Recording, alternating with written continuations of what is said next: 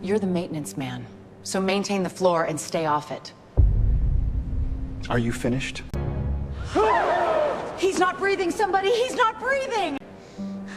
You see him every day. Clear it off the cart. It's clutter.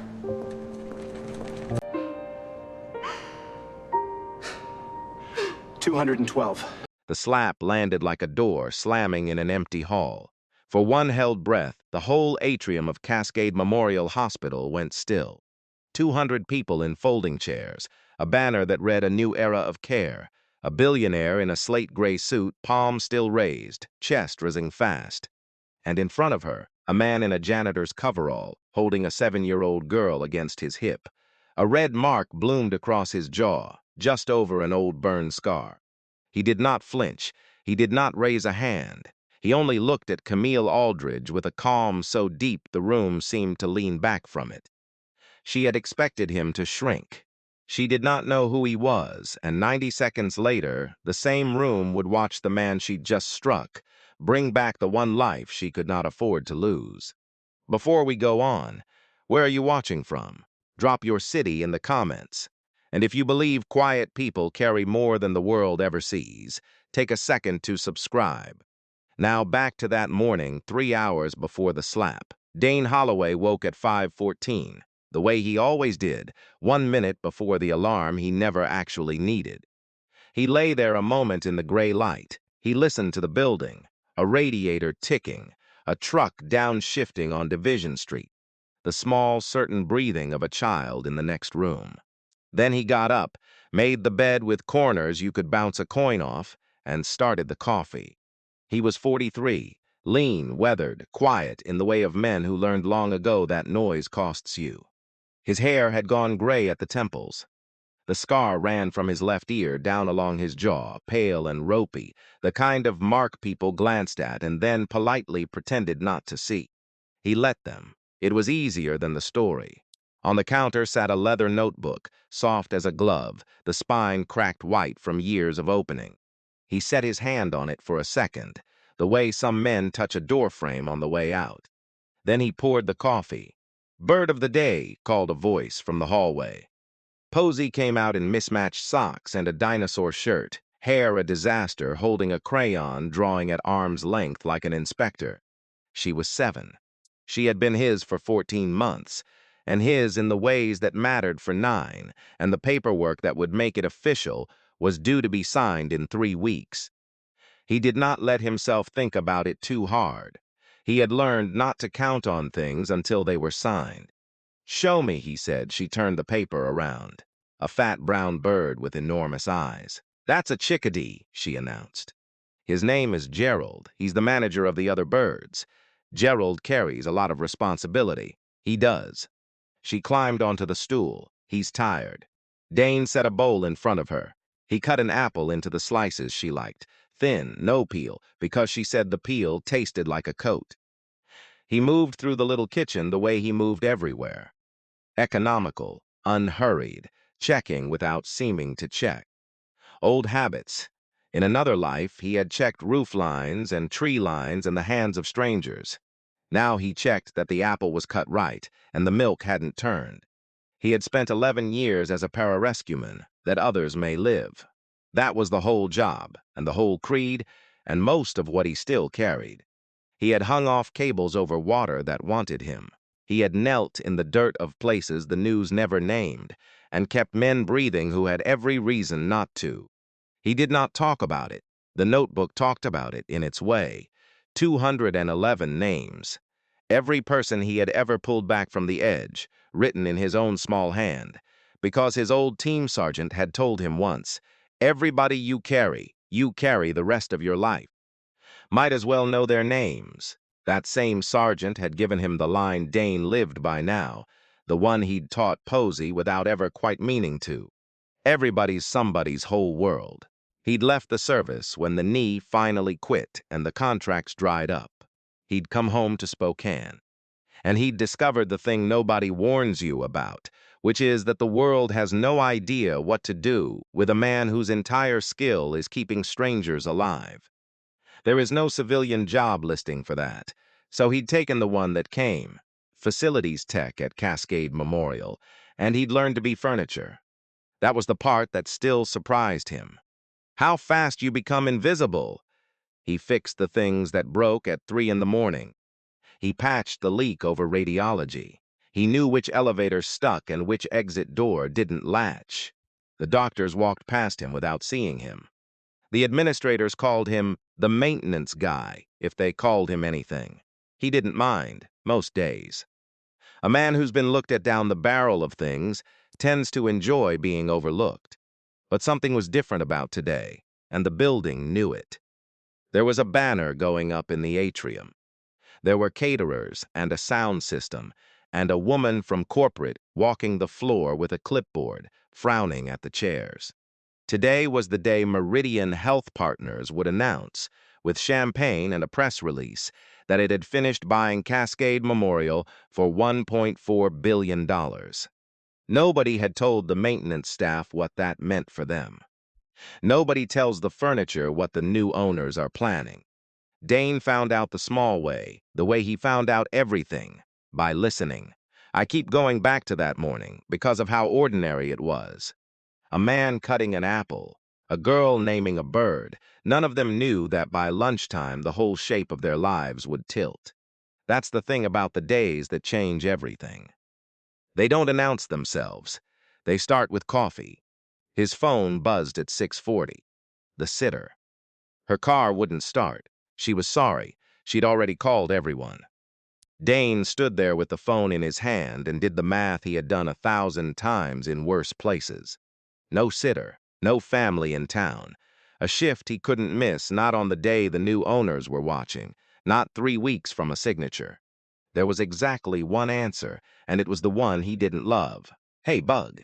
He crouched to her level. "You want to come to work with Daddy today?" Posey's whole face opened. "To the hospital? You stay where I can see you.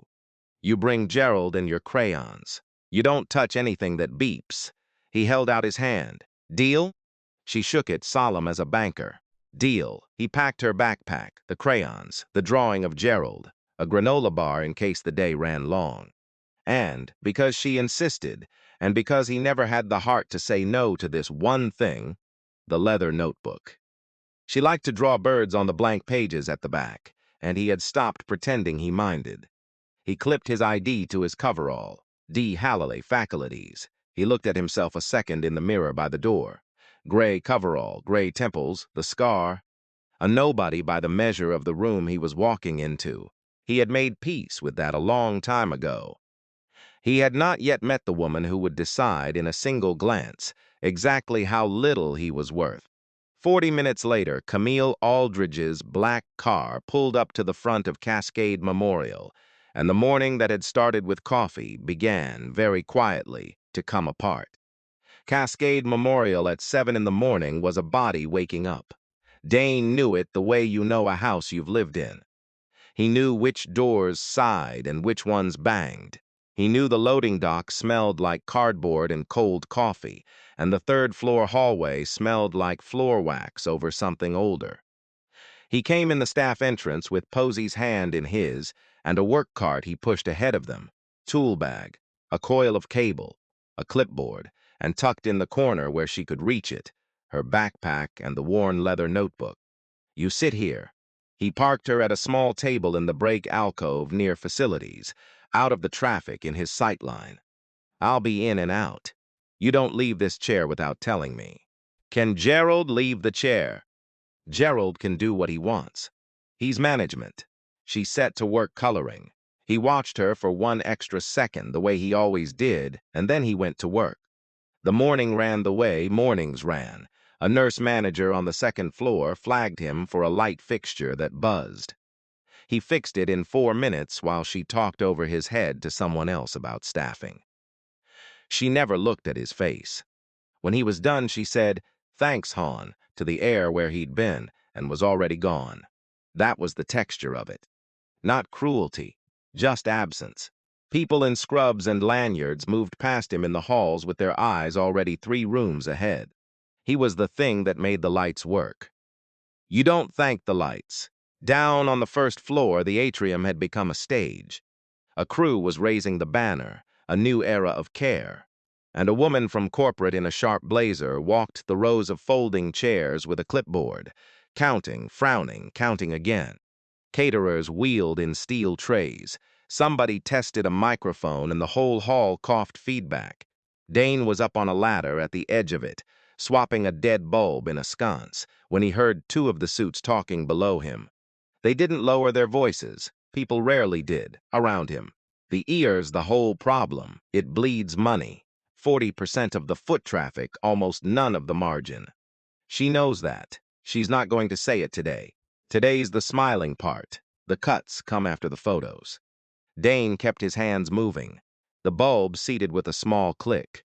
But something in his chest set its weight differently, the way it used to before a thing went wrong.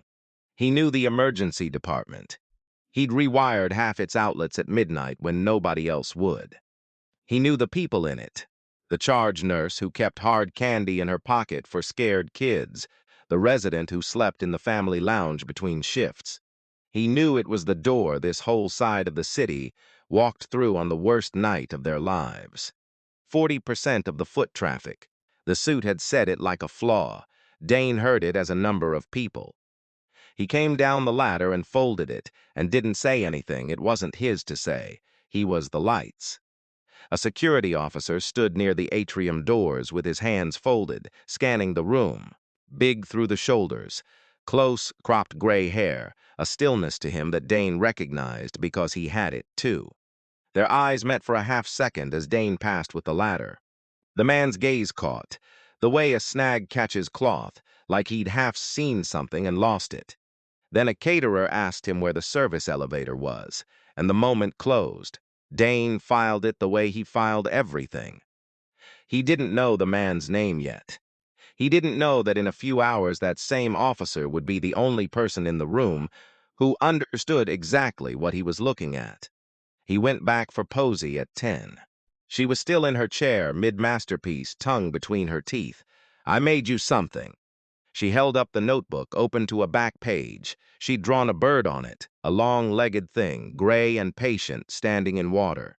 "That's a heron," he said. "His name is Walter," she said. "He's old. He watches everything, and he doesn't say much."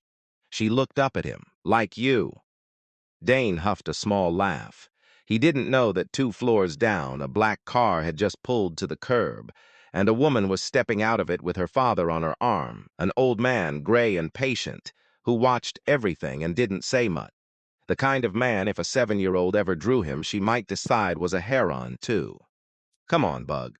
He closed the notebook gently and set it back on the cart. "Let's find you somewhere quiet to draw. Big day down there. Best we stay out of the way." He had spent his whole life learning how to stay out of the way. In a little under an hour, that was going to become impossible. Camille Aldridge had built an empire out of the word no.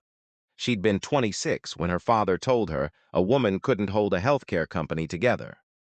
Whit Aldridge had said it the way he said everything, flat, certain, not unkind, which was the worst part. He hadn't been trying to wound her. He'd simply been reporting the weather. "Sentiment is a debt, Camille. It always comes due.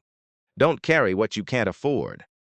She had spent 22 years proving him wrong, one acquisition at a time, and see, somewhere in those years, the proving had become the only language she still spoke. Now she ran Meridian Health Partners, 41 hospitals across 9 states, a name that made hospital boards sit up straight and unions go quiet. The trade magazines called her disciplined. The people she'd let go used a different word. She had stopped reading either. This morning she was in Spokane to close the largest deal of her life. She came through the front doors of Cascade Memorial at 10:08, with 2 assistants trailing her and her father on her arm. Whit was 76 now, smaller than he used to be. The cane was new this year, and he hated it, and he leaned on her more than he admitted. She had flown him out for this, because some stubborn, unkillable part of her still wanted him to see it. 1.4 billion, Dad. Hold that and tell me again what I can't carry. She would never say it out loud. He would never offer the words she was after. They both knew the shape of the conversation they would never have, and they had it constantly in silence. This the one you've been chewing on, Whit said, looking up at the atrium ceiling. This is the one. Bleeding hospital, he said it mildly. Community shop. They always come with a sob story attached. Watch they don't sell you the story instead of the asset. I know how to read a balance sheet. I taught you how. He patted her hand. It was not warmth. It was a man confirming his own work. A young administrator hurried over, all teeth and lanyard. Mrs. Aldridge, welcome. We're so honored. The program starts at 11, but if you'd like to walk the floor first. I'd like to walk the floor, she said, and walked, and he scrambled to keep up. She walked the floor the way she always did, reading it. The atrium was decent, good light, high ceiling, the kind of space that photographed like care, but she clocked the rest of it underneath the banner. The carpet worn to the weave in the high traffic lanes, the patched ceiling tile over radiology, a slightly wrong shade of white. The signage 3 brand generations old. To her it all said the same thing, deferred, tired, run on love instead of money, and love doesn't compound. Emergencies that wing? She asked. Yes, ma'am. Busiest are in the county, actually, I know. She kept her eyes moving. 40% of the volume, 11% of the revenue. She'd had the numbers for weeks. They were the whole reason the price was where it was. You don't pay a premium for the part that bleeds. You pay for the parts you can keep, and you find a quiet way 6 months out, after the photographs, to close the part that doesn't pay. She wasn't cruel about it. She was arithmetic about it. The community would be loud for a season, and then it would be a different season. Her phone buzzed. The chairman. She stepped aside into the mouth of a service corridor and took it. Marcus. Tell me we're clean for 11. The chairman's voice was a man who slept 4 hours a night by choice and resented people who slept more. We're clean. Board's nervous about the ER optics. There's a community group. There's a councilwoman. If this turns into a story before the ink's dry, it won't turn into a story. Today is the smiling part. The rest comes later, quietly, the way it always does.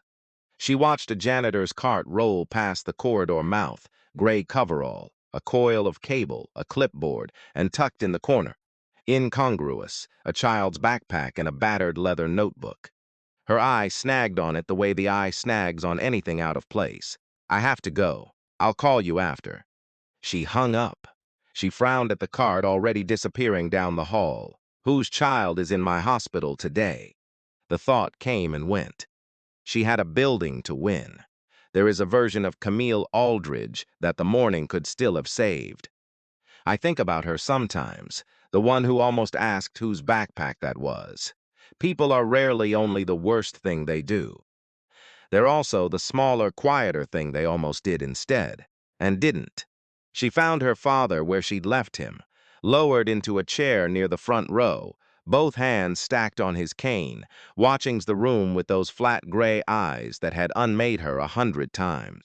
For a moment before he noticed her, she saw how tired he looked, how thin the skin had gone over the back of his hands. A small cold thing moved through her. Not grief, she didn't allow grief, but its shadow. The awareness of a clock. She put it away. She had taught herself long ago where to put things. You should eat something, she told him. I should do a lot of things. He looked up. You nervous? No, you used to chew the inside of your cheek when you lied to me. He almost smiled. Some things a balance sheet won't fix. The operations lead came up with the clipboard, sparing her an answer. Miss Aldridge, 2 things. The councilwoman's office RSVP'd, so we'll want to keep remarks tight on the ER question. And she gestured vaguely down the hall. There's some clutter on the floor near the front. Maintenance cart. Somebody left a... There's a child here, actually. We're not sure whose. Should I clear it off the floor? Camille said, not really listening. All of it. I don't want carts in the photographs. And find out whose kid that is, and get them somewhere they're not on camera. Of course, that was how the order went out. Not as cruelty, as staging, clear it off the floor. It's clutter. She would remember saying it for the rest of her life. Across the atrium, near the doors, the security officer she'd been provided heard the order relayed and started toward the cart. His name was Cole Maddox. He was 51. He'd done 20 years in the Army and 10 more standing in doorways like this one, and he was good at his job because he noticed things. He'd noticed the man in the gray coverall twice now. Both times something had pulled at the back of his mind and slipped loose before he could name it. A scar, a way of standing, weight even, hands loose, eyes already counting the exits. Cole knew that stance. He'd had it trained into him in a different decade, in a different country. He just couldn't place where he'd seen this man wearing it. He found the maintenance tech crouched by the cart, packing a child's backpack while a little girl in mismatched socks protested the indignity of it. "Sir, I'm sorry," Cole said, and meant it. "They want the floor cleared for the program. I can find you and your daughter a spot back by the elevators out of the way." The man looked up, calm, no friction in him at all, no problem. "We were leaving anyway." He zipped the bag. He picked up the leather notebook last, and there was something in how he handled it. Careful, like it was older than it looked, that made Cole's eyes track to it, and then up to the scar again. "Where do I know you from?" "You need a hand?" Cole asked. "I've got it, thanks." The man stood, the girl's hand in his, the cart angled to go. "Come on, Bug. We'll watch from the side." "But Gerald wanted to see," the girl said. "Gerald can see fine from the side. He's tall, and they would have made it out." That's the part that stays with everyone who tells this story later. They were leaving. The cart was already turning toward the elevators. 90 more seconds and Dane Holloway would have spent the rest of that day fixing a leak over radiology. Invisible, safe, and the deal would have closed clean, and the ER would have died quietly. 6 months later, the way these things do, and nobody would have learned anybody's name. But Whit Aldridge chose that moment to try to stand. He'd been sitting too long. He wanted to stretch the bad hip before the speeches. He planted the cane, pushed up, and the cane's rubber tip skidded on the polished atrium floor. The floor that had just been buffed for the photographs, and the old man's weight went sideways. Posey saw it first, 7 years old, fast, fearless. She let go of Dane's hand and darted 3 steps and grabbed for the old man's sleeve with both small hands, the way you grab when you're too little to actually catch anything, more heart than help. "I gotcha," she said. "I gotcha, mister." Whit caught his own balance on the chair back, breathing hard, more startled than hurt. But Camille came around the row of chairs at exactly that instant and saw only the shape of it, a strange child with her hands on her father. The cane half fallen, Whit off balance and gray-faced, and every careful locked-down thing in her came open at once. "Get away from him." She crossed the distance fast, voice cutting across the whole atrium. "Get your hands off him. Whose child is this?" The room turned. 200 faces, the councilwoman, the cameras that were there for the smiling part. Dane was already moving.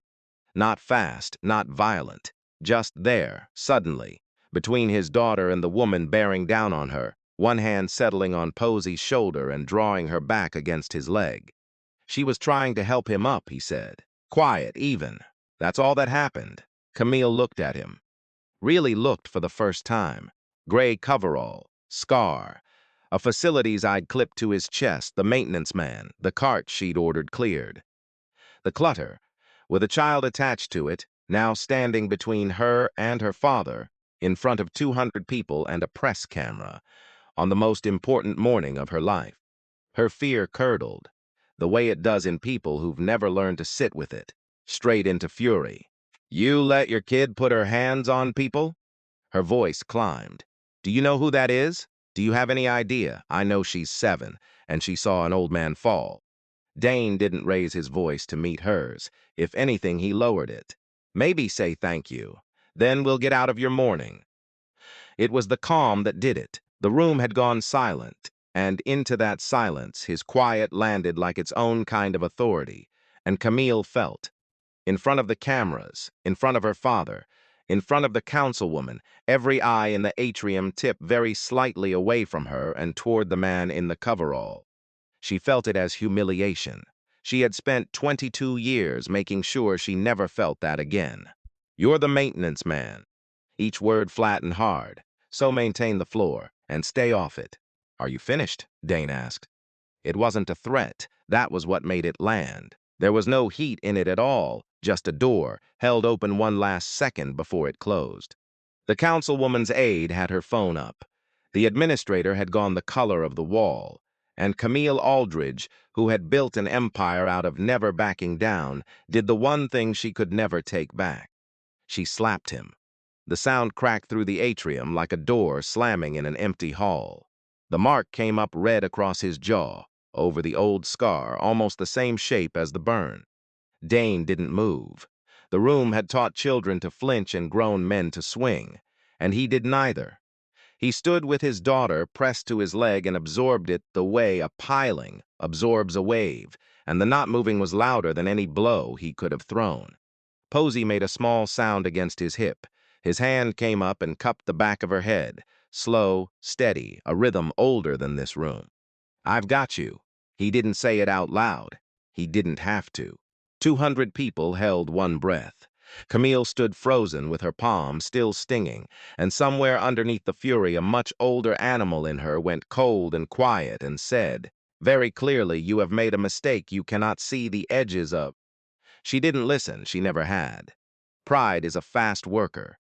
It papered over the warning before she'd finished feeling it. Get them out of my building, she said. Her voice shook just slightly, and she hated that it did. Both of them. Now, he's done here. I want him gone today.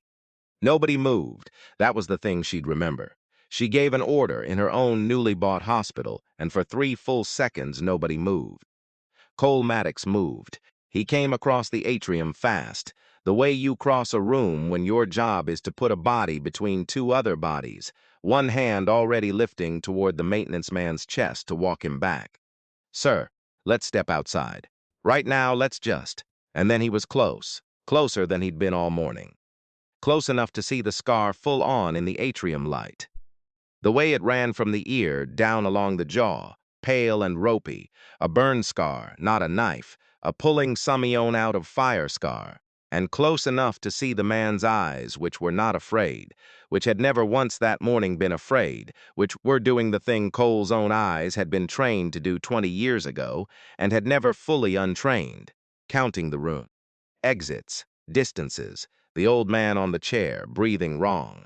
Cole stopped, his shoes squeaked on the buffed floor, his hand raised a push, hung in the air, and then lowered on its own. It came back to him all at once the way the worst and best memories do. Not Spokane, not this decade.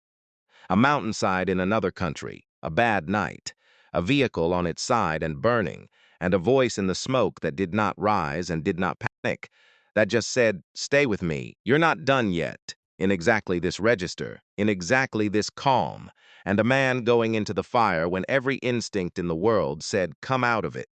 Cole had been the one being said, stay with me to. He'd had the scar on the inside ever since, the kind that doesn't show. He hadn't known the name. You rarely knew the name.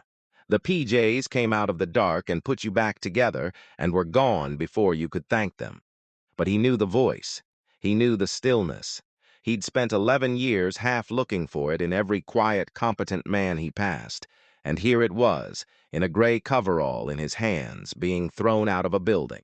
Ma'am, Cole said, and his voice had changed completely. He turned to Camille. You need to take that order back.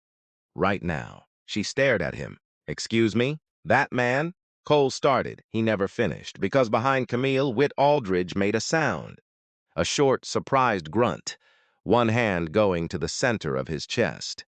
He'd been gripping the chair back through all of it, trying to follow what was happening to his daughter, and now his face had gone the wrong color. Gray going to gray-white, and his knees simply stopped holding him. He went down, not a stumble, a drop. The cane clattered away across the polished floor. Dad, Camille's voice broke in half on the single word. Dad, she got to him a beat too late, dropping to her knees beside him, hands fluttering over his chest, his face useless. Dad, Dad, look at me. Somebody call. She looked up at 200 people, and 200 people looked back, frozen, phones half raised, nobody trained for the thing that was actually happening. He's not breathing, somebody. He's not breathing. And then there was a man on his knees on the other side of her father, and it was the maintenance man. Dane had handed Posey off without anyone quite seeing it. A quick, low word. Go to the man with the gray hair. Stay by him. And the girl had gone to Cole, and Cole had caught her against his leg with a hand that shook. Dane was already down, already working. The coverall didn't matter anymore. Nothing in the room mattered except the old man's chest and the next 60 seconds. His hands found the carotid, 2 fingers the exact right place, no fumbling. He counted. He watched the chest. He put his cheek down by the old man's mouth for one held second, listening, feeling. Nothing. He's in arrest. His voice came out flat and certain, and it carried, because everyone else had gone silent. You, he pointed at the nearest suit without looking up. Red phone on the wall by the doors. Call a code. Say atrium, adult, cardiac arrest. You, the councilwoman's aide, there's an AED on the pillar by the gift shop, white box, red heart, run. He had the old man flat now, chin-tipped, airway open, in the time it took most people to understand what they were watching. Go now. They went. He laced his hands at the center of Witt's chest, and he began. I have watched the video of what happened next more times than I can defend. Everyone has. It's the part the internet kept. But the internet always plays it as a miracle, and it wasn't a miracle. A miracle is a thing that drops out of the sky. This was the opposite of that. This was a man doing, with total economy and zero drama, a thing he had done so many times in so many worse places that his hands no longer needed his fear. There's a different word for that. The word is training, and training is just love that practiced until it stopped shaking. He pressed. Hard, deep, fast, the heel of his hand driving down 2 inches and letting all the way up, a metronome you could have set a clock to. He counted under his breath, low, even, not for the room, for himself, the count that lived in his hands now. 1, 2, 3. The old man's body moved under the force of it. Somebody in the crowd made a sound and Dane didn't hear it. 28, 29, 30. He pivoted, sealed the airway, gave 2 breaths, watched the chest rise, once, twice, and was back on the chest before the second breath had fully left, hands relaced, count resumed, no daylight in it at all. Camille knelt 3 feet away with both hands pressed over her own mouth. She was watching the man she had slapped 15 feet of social distance and 1 entire moral universe ago kneel over her dying father and fight for him with everything he had. She was watching his face, and there was nothing in it that looked like getting even. There was only work. Fierce, total, unglamorous work, aimed entirely at keeping her father in the world. The same hands she'd called the maintenance man. The same man she'd ordered cleared off the floor like clutter. She made a sound she had never made in front of another human being. The aide came sprinting back with the AED, skidding to her knees, fumbling the box. Dane never broke his count. Open it. Green button. Peel the pads. Pictures on them just matched the picture. He kept pressing while she tore the old man's shirt and slapped the pads down with shaking hands. Upper right, lower left, exactly where the diagrams showed and exactly where Dane would have put them. The machine spoke its flat machine voice. Analyzing. Do not touch the patient. Hands off, Dane said, and lifted his off the chest and held them up where everyone could see, and the whole atrium of 200 people lifted their eyes off their phones and held their breath as one body. Shock advised, everybody clear. He said it the way you say a thing you have said before. He glanced once, fast, around the old man's body, checking, always checking, and pressed the button. Witt's body jolted. Posey, against Cole's leg, hid her face.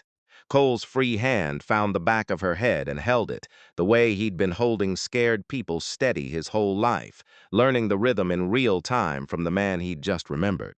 Dane was back on the chest before the machine finished talking, pressing, counting. 1, 2, 3. Down the long corridor, far off and getting closer, the code team's cart was already coming, wheels and voices, but they weren't here yet, and here was all there was, and here had one man in it who knew exactly what to do. Come on, Dane said, and this time the room heard it, low, almost gentle. the same register Cole had heard on a mountainside 11 years before. He wasn't talking to the crowd. He was talking to the old man, the way he'd talked to all of them, all 211 of them, every soul he'd ever carried back from the edge. Come on now. You're not done yet. Stay with me. The old man's chest jumped under his hands, not from the compressions, on its own. Whit Aldridge dragged in a breath, ragged, wet, furious with life, and his eyes cracked open at the ceiling of the hospital his daughter had come to buy. And the first thing they found, blurred and close, was the gray, templed face of a stranger in a janitor's coverall who had refused to let him go. And the man Camille Aldridge had called nothing, the man she had ordered swept off the floor like trash, sat back on his heels with 2 fingers on a billionaire's father's pulse, and said, to no one, to himself, to the count that lived in his hands. 212. The code team took over in a controlled flood, a gurney, a crash cart, 4 people who knew the old man's chest was now the center of the universe. Dane gave them the handoff in 6 flat sentences, downtime under 2 minutes, 1 shock, witnessed arrest, bystander CPR continuous, return of pulse and spontaneous breathing on scene. He said it the way you hand someone a rope you've been holding, fast and clean, no slack in it, and the lead doctor, a tired-eyed ER physician named Reyes, took the rope without looking up and then, a half a second later, did look up. Because nobody hands off like that. Not a bystander, not a maintenance tech. You hear 100 panicked handoffs in this job, and then once in a great while you hear one delivered in the flat, complete, prioritized language of someone who has done it under fire, and the hair on your arms stands up. Dr. Reyes got Whit stabilized and moving toward the unit, and only then, walking fast beside the gurney, did she find a second to turn her head and look back at the man, still kneeling on the atrium floor. "Who are you?" she said, not unkind, astonished. "Where did you learn to run a code like that?" Dane was wiping his hands on his coveralls. He didn't answer the second question. He never answered the second question. "I work here," he said. "Facilities?" Rhea stared at him one more second, the way you stare at a thing that doesn't add up. And then her patient was more important than her astonishment, and she was gone through the doors with the gurney. But the room had heard it. "Where did you learn to run a code like that?" It moved through the crowd in a low electric murmur, 200 people rearranging everything they thought they'd watched. They had come to see a billionaire buy a hospital. They had seen a janitor outwork a heart attack. The story had changed under them, and they could feel it changing. Cole Maddox still had Posey against his leg. He'd had her the whole time, one big hand over the back of her head, and somewhere in the last 4 minutes he had stopped being security and started being something he didn't have a word for. When Dane stood, Cole brought her back to him, and the girl wrapped around her father's legs and held on. "Sergeant," Cole said. The word came out rough. He didn't know Dane's rank. He used the only one that fit. "It was you, Kunar, the convoy in the pass, the truck that. You came down off the ridge. You said, 'Stay with me, you're not done yet.'" His jaw worked. "You said it to me, I'm the one you said it to." Dane looked at him for a long moment. Something moved behind his eyes, far back, a door opening onto a room he kept closed. "Maddox," he said quietly. It wasn't a question. He'd had the name in him all along, the way he had all of them. "Left leg. We splinted it on the slope. You wouldn't stop apologizing for bleeding on me." Cole's face came apart. A 51-year-old man, gray and squared away, standing in a hospital atrium, undone. "You wrote me down," he said. "Didn't you? I heard the guys talk about it after. The PJ with the book. Said you wrote down everybody you ever pulled out." His voice dropped. "Am I in there?"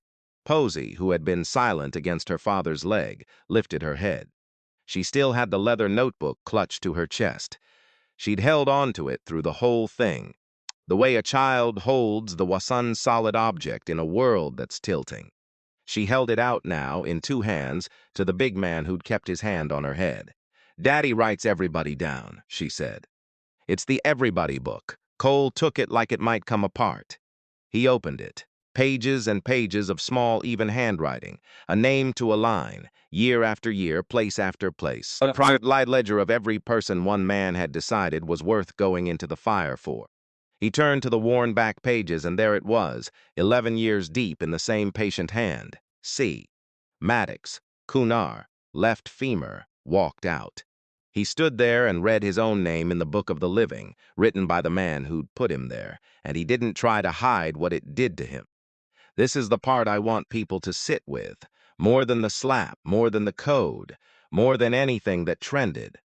A man kept a book of everyone he ever saved, not for medals, not for proof, because someone had once told him that everybody you carry forever, so you might as well know their names. We build whole economies around deciding which people matter, and one quiet man in a gray coverall had been keeping a private list for 30 years that simply said, all of them. If you've made it this far, tell me in the comments. Who's the person who once carried you when you couldn't carry yourself? Say their name. I read these. Then stay with me, because the book wasn't finished, and neither was the morning. While the atrium was rearranging itself around Dane Holloway, the rest of it was already coming for Camille. It didn't come from him. That was the thing she'd understand later, the thing that made it impossible to be angry at anyone but herself. He never lifted a finger toward her. He never said a word about her. The collapse was entirely her own, built from her own materials, set in motion by her own hand, literally by her own hand, the one she'd raised in front of 200 phones. Because the phones had not stopped recording when her father went down. They'd kept rolling. And what they had captured in one continuous clip was this: a billionaire ordering a child and a janitor swept off a floor, a billionaire striking that janitor across the face, and then 90 seconds later, in the same frame, the same buffed floor, that same struck janitor on his knees, breathing life back into the billionaire's own father. By the time Whit Aldridge reached the cardiac unit, the clip was on 3 different feeds. By the time the deal's 11 o'clock signing should have started, it had a headline. The chairman, Marcus, called her phone 4 times in 9 minutes. She didn't pick up. She was standing outside the unit doors with her hands hanging at her sides, looking at nothing. The councilwoman gave a statement to a reporter before noon. The community group that had been quietly losing the fight to save the emergency department suddenly had 200,000 people watching its fight. The board that had tolerated Camille's hardness for as long as it printed money convened an emergency call by 2 p.m. because hardness that goes viral attached to a slapped janitor and a dying old man is no longer an asset. It's a liability with her face on it. She had built her whole life on a single bet, that if you were hard enough and right enough, the softness never got to bill you. Sentiment is a debt. Don't carry what you can't afford. The bill had come, all of it, at once. By late afternoon, the hospital where Dane Holloway had spent 2 years being furniture no longer knew how to not see him. It was the strangest thing. He felt it the moment he stepped back onto the floor to finish his shift, because he did finish his shift. There was a leak over radiology, and it did not care what had happened in the atrium. But people who had walked past him for 2 years now stepped aside in the hallway. A resident he'd never traded a word with stopped and said, simply, "Thank you," and didn't explain for what. The nurse manager from that morning, the one who'd said thanks, on to the air where he'd been, found him on the 2nd floor and stood in front of him this time. She looked at his actual face. She couldn't get a sentence out. Dane found he didn't much like it. Being seen was its own kind of exposure, and exposure was a thing his whole body had been trained to manage. He kept his head down. He fixed the leak. The charge nurse from the ER caught him by the supply closet. She was the one who kept hard candy in her pocket for frightened kids, and she pressed a piece of it into his hand now, the way you do with someone who's had a shock. "I've worked that department 11 years," she said. "I have watched people go down on that floor that I would have given anything to have you standing over. Where have you been?" "Here," he said, "the whole time." She held his eyes a moment, and something crossed her face that was almost grief, the grief of every quiet, capable person any of us has walked past without once wondering what they were carrying. Outside, the thing had already grown bigger than him. The community group fighting to save the emergency department had spent 18 months getting politely ignored. Now there were people on the sidewalk with handmade signs, and a local reporter, and the councilwoman saying the word permanent into a microphone. The clip had done in 6 hours what 18 months of meetings could not. People had seen, finally, in one unbearable image, exactly what kind of place an emergency room is, and exactly what kind of person can be standing in one holding a mop, the whole time you never looked. Dane watched it through the glass doors for a moment, Posey's hand in his. His first instinct was the old one. Protect the perimeter. Keep her off the cameras. Get small. He angled them both away from the windows out of pure habit, the way he'd angled away from open ground his whole adult life. Then he took her home and made her dinner, because that was the one part of all of it he could actually hold in his 2 hands. Late that night, the hospital had gone quiet in the way hospitals do. Not silent, but lowered. The day shift's noise replaced by the hum of machines and the squeak of one nurse's shoes. Camille sat alone in the chair beside her father's bed in the cardiac unit. Whit was asleep, gray and small and breathing, each breath a thing she now understood she had nearly lost in a marble lobby while she stood there useless. On the rolling table beside the bed, someone had set down the things from the atrium floor that belonged to the maintenance man's daughter. A backpack, a box of crayons, and a soft leather notebook cracked white along the spine that a nurse had picked up off the floor and meant to return and forgotten in the rush. Camille looked at it for a long time. She knew what it was. The whole hospital knew by now. The Everybody book. The PJ with the list. She told herself she only wanted to see if it was real. She told herself a lot of things. She reached over and picked it up, the same notebook she had ordered cleared off her floor 12 hours ago as clutter, and she opened it. She didn't understand what she was looking at first. Names, years, places she didn't recognize and a few she did, from the news, from the bad years. Line after line of strangers, each one a person some part of the world had written off and one man had refused to. She turned to the last written page, the newest entries, the ink barely set. And there, at the very bottom, in handwriting she had watched form itself over a dying body that afternoon, fresh, that day's date beside it. W. Aldridge, Spokane, cardiac, held 212. Her father, the man who'd taught her that sentiment was a debt you couldn't afford. Entered by a stranger she had struck into a private book of the people worth saving. A book she had called Garbage, on the same morning that book's keeper had reached into her father's chest with nothing but his 2 hands and refused, on her behalf, to let the debt come due. Camille Aldridge put one hand over her mouth. The notebook lay open on her knees in the low light. Her father breathed in and out on the strength of a man whose name she still did not know, and she understood. Too late, completely, with no door left to walk out of, exactly what she had tried to throw away. She did not make a speech about it. There was no one to hear it. She just sat in the dark and held the open book and let it be true.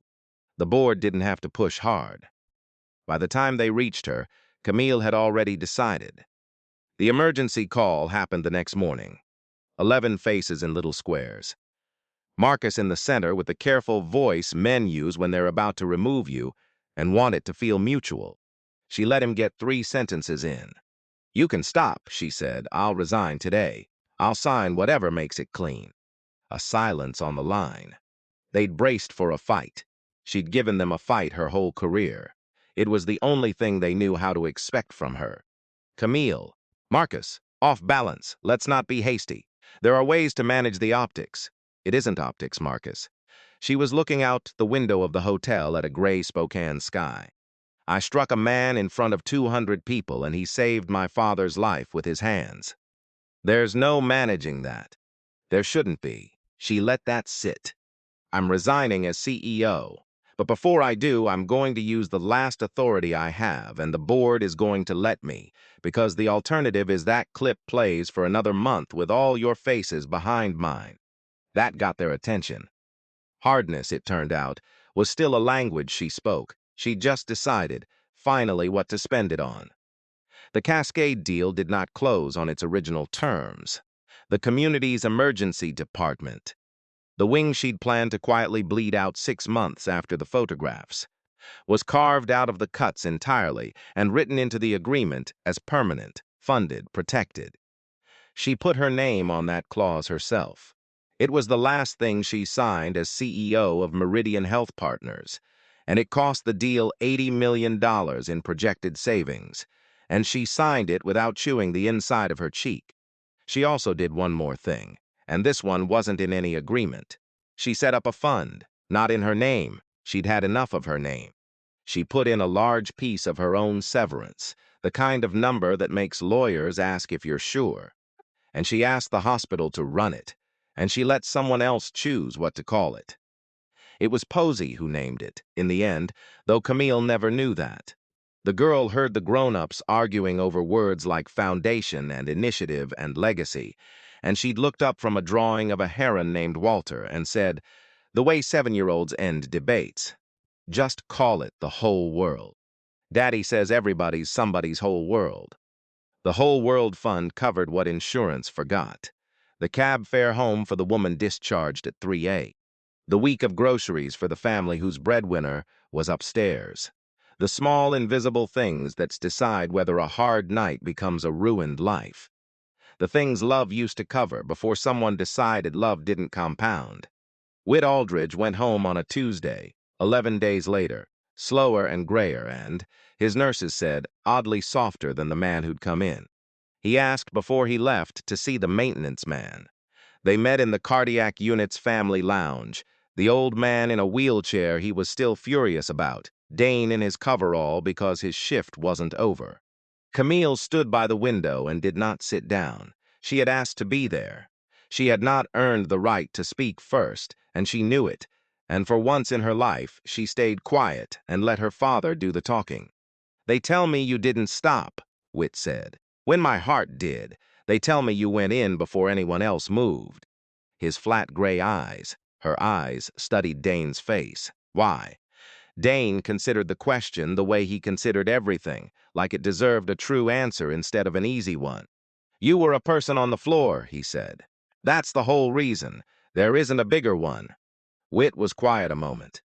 Then, with the great effort of a man unlearning something at 76, "I spent my life teaching her that wasn't enough of a reason, that you had to earn it." His voice roughened. "I was wrong. Turns out the bill comes either way. I just made her pay it in the wrong currency for 20 years. Across the room, Camille looked at her shoes. Whit reached out and gripped Dane's forearm, right over the edge of the old burn scar, and held it. "Thank you for my life," he said simply. "I know what it's worth. Not much lately. You gave it back anyway." Dane held the old man's gaze and didn't dismiss it, which was its own kind of grace. "Spend it on her," he said quietly, with the smallest tip of his head toward the window. "She's still here. That's the part you get to fix." Then it was Camille's turn, and there was nothing prepared in her, which was new. She crossed the room. She was holding the notebook. She'd kept it 11 days, the way you keep a thing you have no right to and can't make yourself put down, and now she held it out to him in both hands the way the little girl had held it out to Cole. "I had it cleared off the floor," she said. Her voice was not steady, and she let it not be steady. "I called it clutter. It's—" She stopped, started again. "My father is the last name in it. I've read it. All of it." She put the book into his hands. "I don't have a way to make that right. I'm not going to pretend I do. I just wanted to give it back myself. Not have someone do it for me." Dane took the notebook. He looked at it, then at her, and what was in his face was not forgiveness exactly, and not warmth exactly. It was something more useful than either. It was acknowledgement, the recognition of one human being by another, finally in the right direction. "You stayed in the room when it would have been easier to leave it," he said. "Most people leave the room."